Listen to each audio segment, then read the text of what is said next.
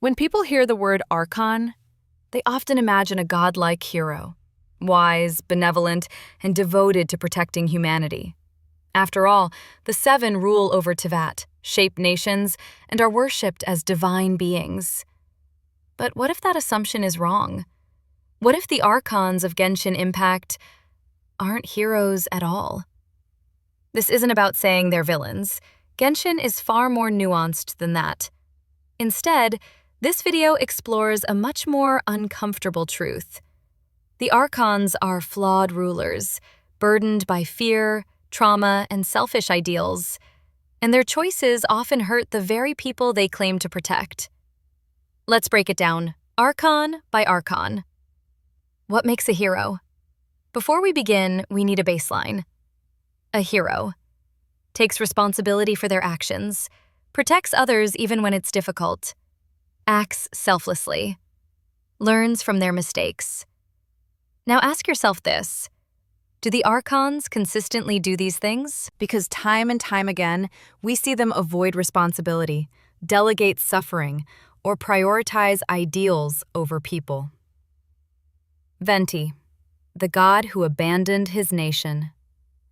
Venti, the Animo Archon, represents freedom. On paper, that sounds heroic, but freedom without guidance can easily turn into neglect. Venti chose to rule Mondstadt by not ruling at all. He disappeared for centuries, leaving humans to govern themselves. While this allowed Mondstadt to grow independently, it also left the city vulnerable, again and again. Dekarabian's tyranny happened before Venti fully stepped in. The Lawrence clan enslaved Mondstadt's people. Storm terror nearly destroyed the city. Each time, Venti only returned when things became catastrophic. Freedom is important, but so is accountability. A hero doesn't wait until disaster strikes before acting. Venti didn't protect Mondstadt consistently. He watched from a distance. That's not heroism. That's avoidance. Zhongli, the god who let his people believe he died. Zhongli, the Geo-Archon, is often seen as wise, dignified, and responsible. But his greatest act, the rite of dissension, was also one of his most dangerous decisions. Zhongli faked his own death. Why? To test whether Liyue could survive without him. This test involved unleashing Oshiel, an ancient god capable of destroying the harbor, manipulating the Qixing, the Adepti, and the Fatui, letting humans risk their lives without knowing the truth. A hero does not gamble with millions of lives to satisfy philosophical curiosity. Zhongli didn't step down out of trust.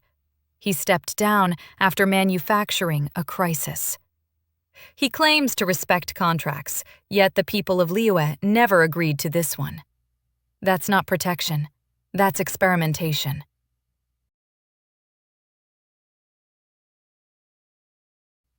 Raiden A tyrant in the name of eternity.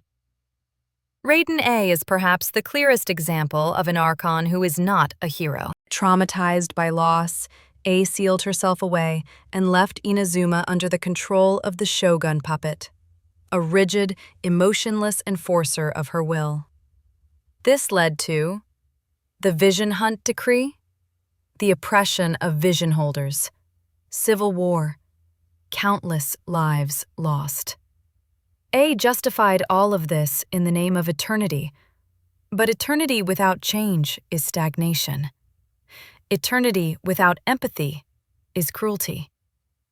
A hero faces grief and grows from it. A hid from her pain and made her people suffer instead. Even after the decree ended, the damage was already done.